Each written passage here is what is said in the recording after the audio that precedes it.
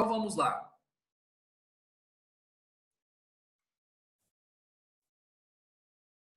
Muito bem, terceiro ano. Nós estamos aqui hoje reunidos para nós trabalharmos com vocês a questão da variabilidade linguística.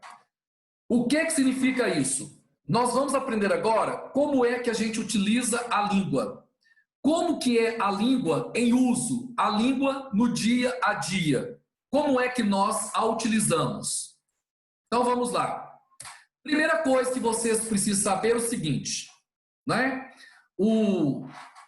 Existe uma diferença entre o português que nós falamos aqui em Nova Serrana com o português de São Paulo, com o português falado no Rio de Janeiro, em Salvador, em Porto Alegre, né? Pode haver problemas quando falamos com pessoas que moram em regiões de culturas muito diferentes da nossa, no que diz respeito ao léxico, ou seja, que diz respeito à língua que nós utilizamos.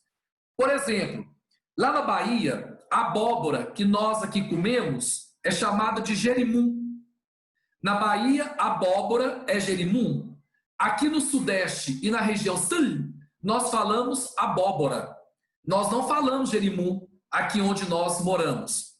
Apesar de se referir ao mesmo alimento, que é a abóbora, a fala é diferente. Tá vendo? Fala-se uma palavra diferente. E isso pode até nos confundir, né? Isso pode até atrapalhar a comunicação, né? Porque se alguém da Bahia chegar aqui no Verdurão pedindo jerimum, o cara vai dizer que não tem.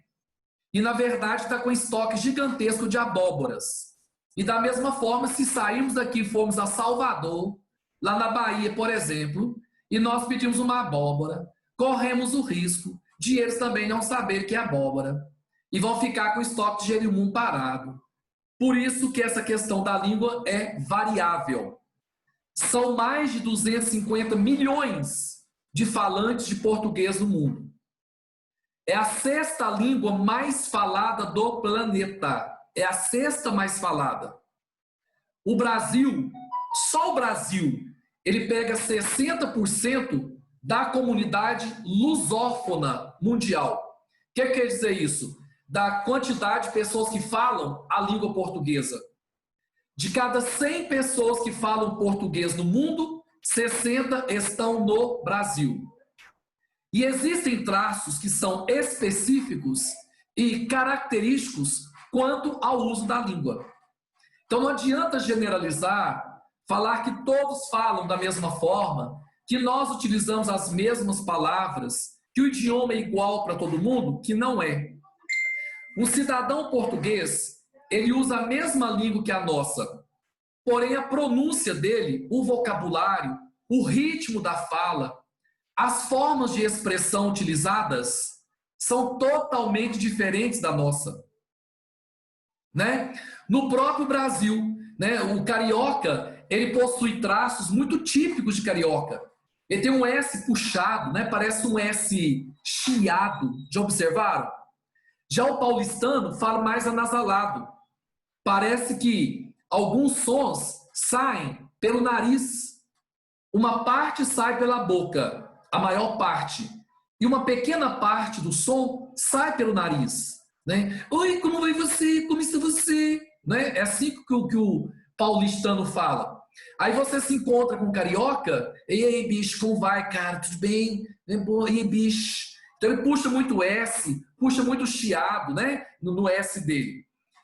Outra coisa, em Porto Alegre, por exemplo, eles ressaltam muito a palavra R.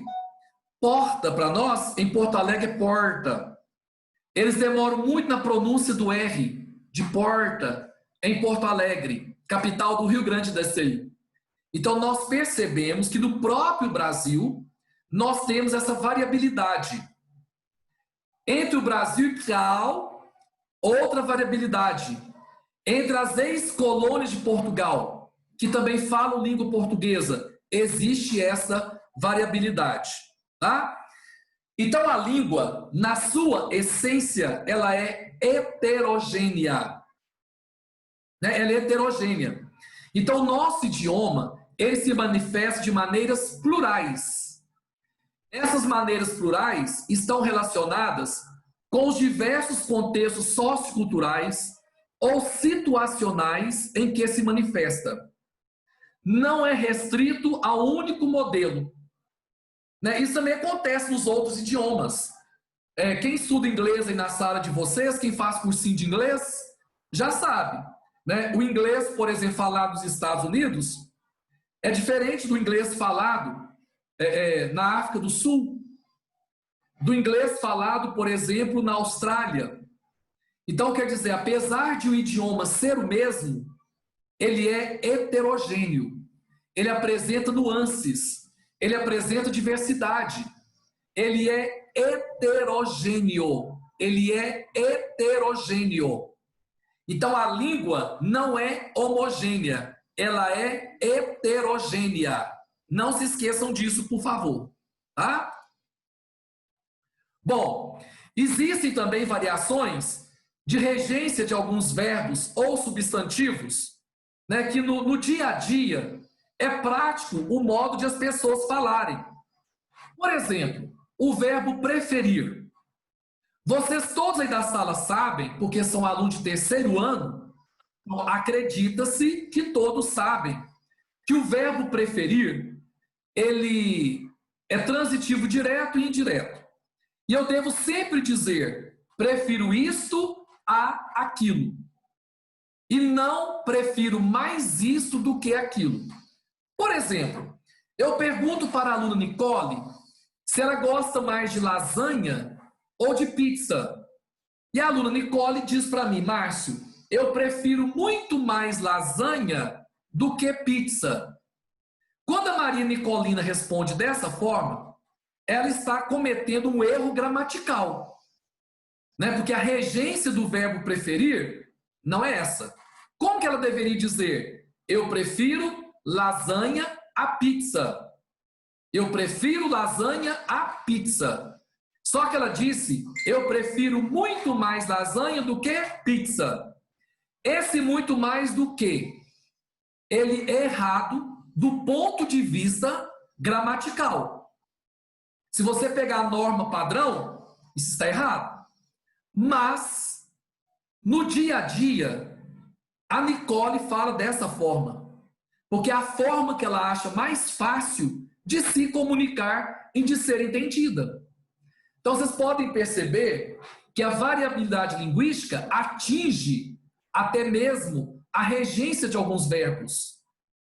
Né? Substantivos também podem ser modificados em função disso. Por exemplo, suponhamos que o Felipe esteja querendo namorar uma garota da sala, que é a Duda. Márcio. Oi. Então, não queria falar nada, não, mas... Tô namorando a Duda. Pode falar? Pode, vai. A Duda é bonita, não é mesmo? Então vamos lá. O Felipe prefere namorar a Duda, por exemplo, né? Dentre as meninas da sala. Aí o que vai ser? Felipe namora a Duda. A correta forma de dizer é essa. Felipe namora a Duda. Só que no dia a dia, como que as pessoas falam? O Felipe namora com a Duda. Este com não existe na gramática. As pessoas não namoram com as outras. Elas namoram umas às outras. Então esse com gramaticalmente está errado. Só que no dia a dia, nós utilizamos isso aí. Um outro exemplo. Vamos pegar o Felipe de novo, que eu adoro usar o Felipe como meu bode expiatório. Felipe fala assim, olha, eu não me simpatizo com a Ana Clara Máximo. Eu não me simpatizo com a Ana Clara Máximo. Só que não, né? Ele falou errado, novamente, do ponto de vista gramatical. Porque o Felipe não pode dizer eu não me simpatizo. Ele tem que dizer eu não simpatizo. Não existe esse me gramaticalmente falando. Mas no dia a dia, o Felipe acostumou-se a ouvir não me simpatizo com. Aí o Felipe fala, mesmo ele sabendo que gramaticalmente não está correto. Só que na linguagem coloquial, ele vai utilizar isso aí. Beleza. Ao fazer isso aí, então, o Felipe está usando a pluralidade do idioma. Então, meus amores, a língua, ela caracteriza um povo. E este povo, além de utilizar a língua, costuma modificá-la. Por exemplo, o uso do tu e do ba no Rio Grande do Sul. Né? É muito comum no Rio Grande do Sul você ouvir pessoas falando assim, bah, isso aconteceu mesmo, deu um furacão, levou todos os telhados das casas, bah! Esse bah equivale ao nosso uai, aqui em Minas Gerais. Equivale ao nosso uai, certo? Uso tu, lá no Rio Grande do Sul, praticamente não se utiliza você. Fala-se tu, mesmo cometendo o erro de concordância verbal. Porque se eles usam tu, eles têm que conjugar o verbo de acordo com tu. Por exemplo, olha como que eles falam. Tu chegou, tu partiu, eles falam desse jeito. Gramaticalmente está errado. O certo seria tu chegastes, tu partistes, que seria o correto. Só que no dia a dia eles não vão falar tu chegaste, tu partistes. Quando eles falam tu chegou... Ô, Márcio, mas nesse caso a gente também fala errado, não fala não? Quando a gente fala, tipo, você partiu, tá errado Você também. partiu, tá certo. Mas partiu, você não é segunda pessoa, não? Então, partiu é segunda pessoa. Eu parti, ele partiu, segunda pessoa. Mas ele é terceira pessoa. Eu parti, primeira pessoa. Tu partiste, segunda pessoa. Terceira pessoa, você... entendi isso que quer dizer. Você é de uma pessoa, não é isso? E o tu exatamente. pessoa. Ótimo. Não, é por causa que, tipo, você se equiparar ao tu, é a mesma coisa. Só Isso. de regiões diferentes. Mas então, o você ele é a segunda pessoa, não é não? Do singular?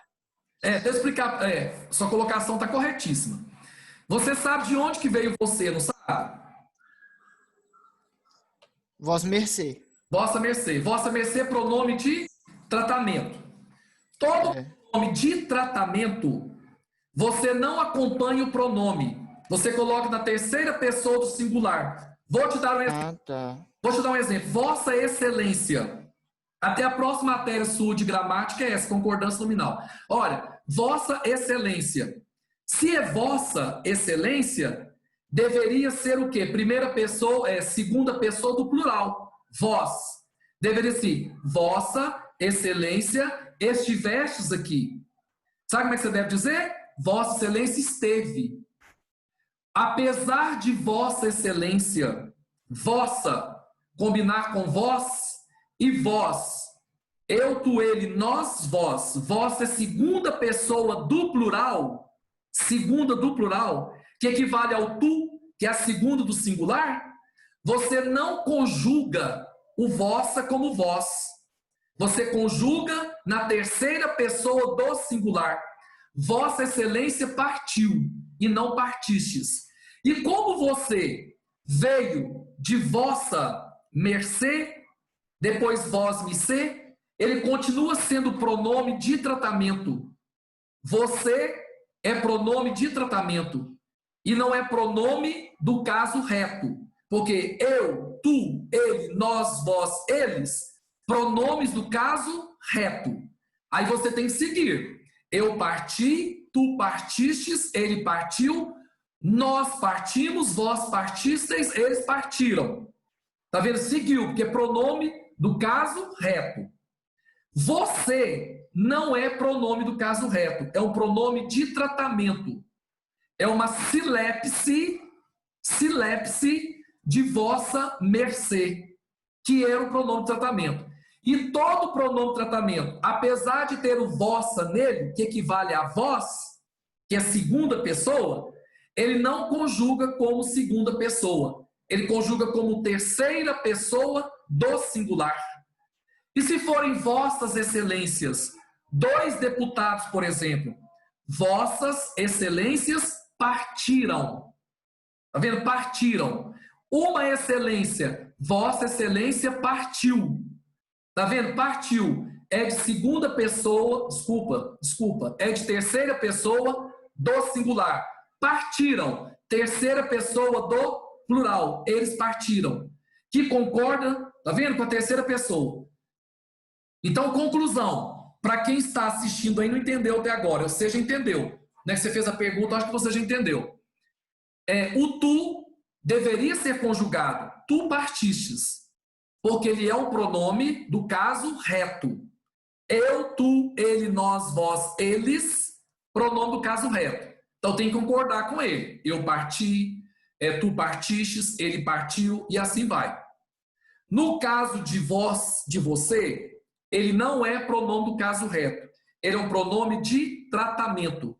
Equivale a vossa excelência, vossa magnificência, vossa santidade, que é o Papa, e assim por diante. E você usa a conjugação na terceira pessoa do singular. Por isso que você vai para a terceira pessoa do singular. Eu fui claro? Foi, tranquilo. Tá. Bom, isso que não interessa, igual interessa. Situações comunicativas. Bom, nós como falantes da língua portuguesa devemos usar adequadamente os diferentes registros linguísticos para poder transitar de maneira fluida e eficaz em diferentes situações. O que está dizendo aqui? Olha, eu, Márcio Lomas, eu sou professor de língua portuguesa. Eu não preciso ficar utilizando a norma padrão o tempo inteiro, não. Se eu estiver conversando com meus amigos no boteco, eu não vou ficar utilizando norma padrão para conversar com meus amigos. Né? Muitos deles não dominam a norma padrão. Eu sou obrigado a dominar porque eu sou professor da língua. É obrigação minha dominar. Mas o dono do boteco não domina, o garçom que vai me atender talvez não domine. Né? Eles usam linguagem coloquial. O que eu devo fazer neste momento? Também utilizar a linguagem coloquial. Agora, quando eu for dar uma palestra, eu preciso usar a norma padrão, mas sabendo que naquela palestra eu vou ter várias pessoas de diferentes níveis culturais. Eu tenho que usar um vocabulário que todos entendam, mesmo sendo da norma padrão. Mas linguagens mais simples, corretas, mas simples. Tem que ser correto porque eu sou um palestrante. E palestrante não pode ficar falando de qualquer forma. Eu estou lá no Supremo Tribunal Federal e eu estou lendo uma sentença. Eu vou ter que utilizar os termos jurídicos com português da norma padrão. Ali eu não posso usar linguagem comum. Ali eu pressuponho que todos que fazem parte ali são pessoas que estão no mesmo nível meu enquanto juiz do Supremo Tribunal Federal. O importante é que este juiz, quando estiver fazendo um churrasco na casa dele e ele convidou amigos de diferentes níveis socioculturais e educacionais, que ele utilize os diferentes registros que a língua permite, para que ele se faça entendido, para que todos o compreendam. Então, meus queridos alunos pré-universitários, futuros graduandos, o contexto é muito importante numa situação comunicativa. Quando vocês se formarem na área que vocês querem, aprendam isso. Saibam se comunicar. Se você é um veterinário, você tem altos conhecimentos científicos sobre os animais. Você não vai utilizar um termo da sua área científica para explicar para uma pessoa da zona rural que só tem o 4º ano do fundamental sobre a doença do boi. Você pode até usar o termo científico, mas você deve decodificá-lo, porque o seu contexto ali é outro.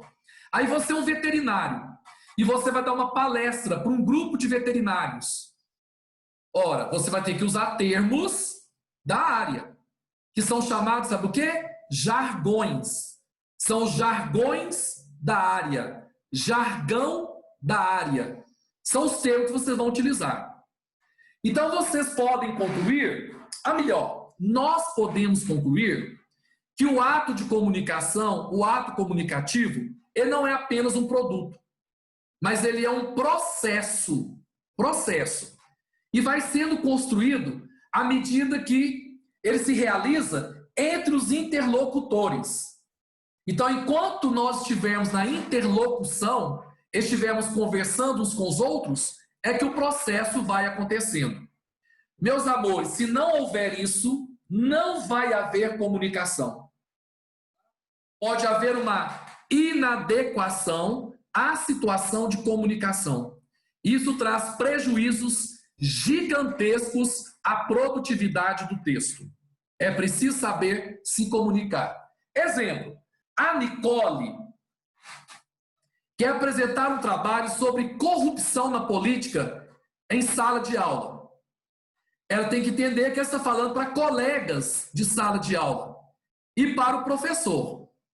Então a Nicole vai utilizar uma linguagem adequada para os colegas. A linguagem que agora a Nicole quer apresentar o mesmo trabalho no Twitter. Ela sabe que ela tem poucos caracteres e que ela precisa falar rápido e assertivo. Ela tem uma conversa com os colegas de outras salas ou de outras escolas. Num lanche que estão tomando em algum lugar. Ela vai ter uma conversa informal para falar sobre o mesmo assunto, a corrupção na política. Agora, a Nicole quer fazer um processo, uma campanha de limpeza de espaço público para motoristas. Né? Para motoristas, espaço público. Ela quer fazer um tanto de outdoors e cartazes. Ela tem que fazer de um jeito que os motoristas passem e leiam. E tem que ser informação rápida. Porque senão o motorista vai ficar lendo e bate o carro. O que está atrás bate nele. Isso é uma mensagem rápida. Você quer fazer uma campanha para os alunos da escola. É diferente do motorista. E assim por diante. Nós temos que estar antenados para isso. Tá? Bom, aí nós chegamos novamente a uma outra conclusão.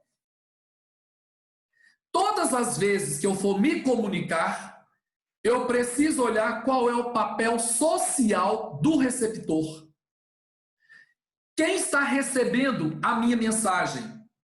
Qual é o papel dele na sociedade? Tá? Porque eu vou adequar a linguagem a esse tipo de receptor. Outra coisa, qual que é o meu objetivo de comunicação? O que eu quero passar de mensagem? Com qual objetivo estou fazendo isso? Eu posso usar memes, né? Que é um dos gêneros textuais mais populares hoje nas redes sociais. São os memes.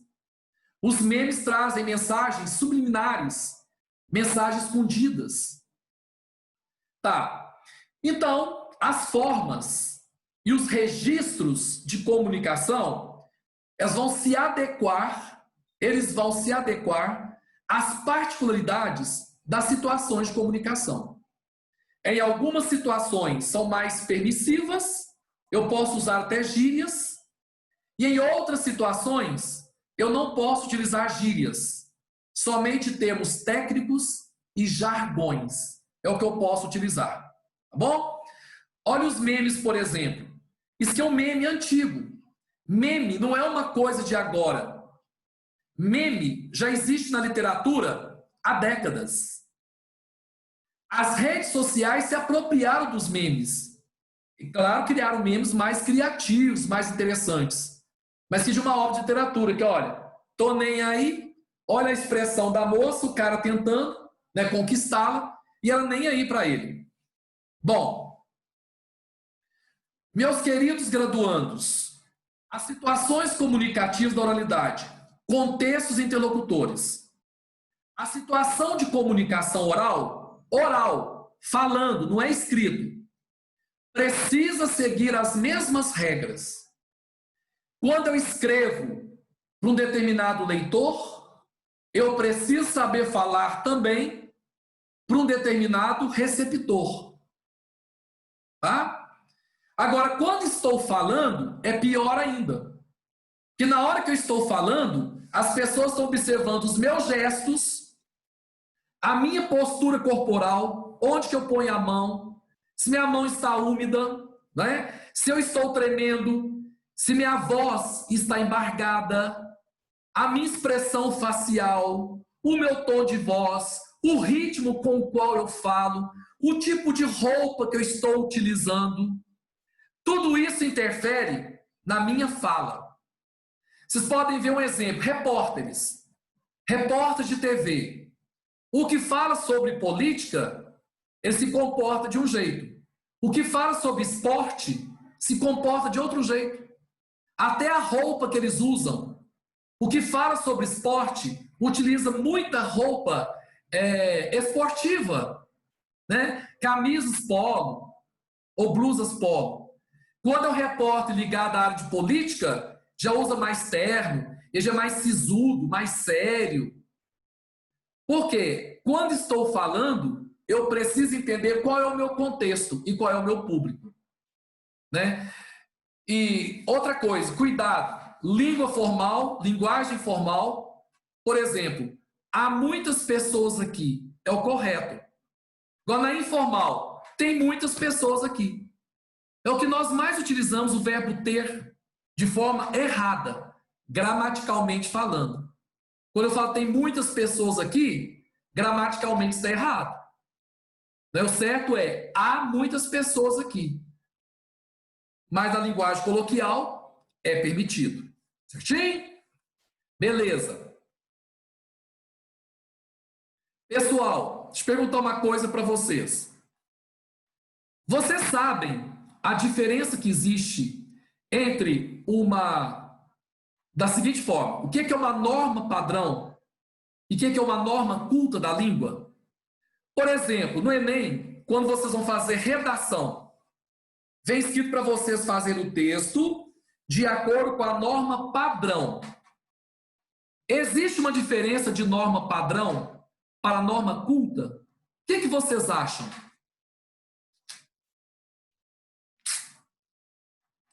Acho que sim.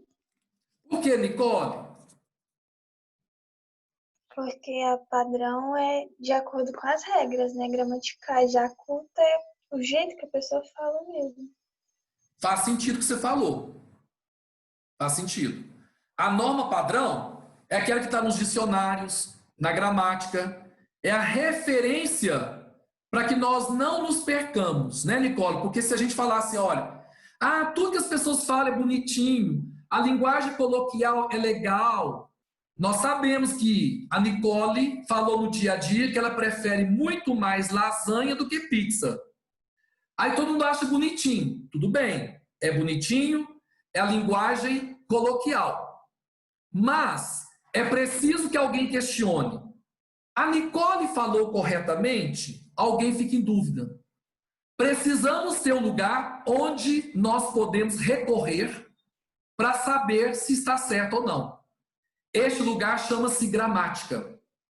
E lá na gramática é que vai dizer se a Nicole está correta ou não. Vai ser a norma padrão. E a norma padrão, ela é universal. Ela é para todos, é para Pedro, para Paulo e para João. Agora, a norma culta da língua é um termo perigoso, é uma expressão perigosa, porque ela induz a entender que somente as pessoas cultas, estudadas, é que podem dominá-la. Ou seja, somente quem tem curso superior, quem lê muito, quem é extremamente culto, é que pode se apropriar dela. Norma culta, ela é perigosa porque ela é elitista. É como se ela dissesse que somente um grupo da sociedade, liderado por Machado de Assis, é que pode utilizá-la. E que o restante da população nunca terá acesso a ela, que ela é inatingível. Por isso que o correto é nós utilizarmos norma padrão. Porque norma padrão é universal. Ela não trabalha com essas desigualdades. Norma culta, além de ser pejorativa, é preconceituosa. Estabelece um pequeno grupo que deve dominá-la. O Gabriel Ribeiro é um aluno que lê muito. É um aluno super leitor. Então, quando o Gabriel Ribeiro conhece certos termos, certas expressões, se responder não, Gabriel, estou só citando como exemplo. Ele se aproxima da norma culta. Tá vendo? Da norma culta. Aí o restante da sala, que não lê tanto quanto o Gabriel, que engole livros, fica fora da norma culta, como se eles também não dominassem a língua. E o certo é norma padrão. Nós vamos ver na próxima aula dessa semana os preconceitos linguísticos. Vamos ver os dialetos. Por que em Perdigão se fala de um jeito? Por que em Araújo se fala de outro? São chamados dialetos. Por exemplo, o seu avô, ele fala algumas coisas que não são do seu dia. Você fala palavras e expressões que seu avô não entende. Você utiliza gírias que seu avô nunca vai entender. E seu avô usa palavras que no seu vocabulário não existem. São chamados dialetos. As pessoas que vieram do norte de Minas utilizam palavras que nós desconhecemos. Nós utilizamos palavras que elas desconhecem. São dialetos regionais. E o maior perigo que existe na língua, a maior armadilha, chama-se preconceito linguístico, que é o assunto da próxima aula.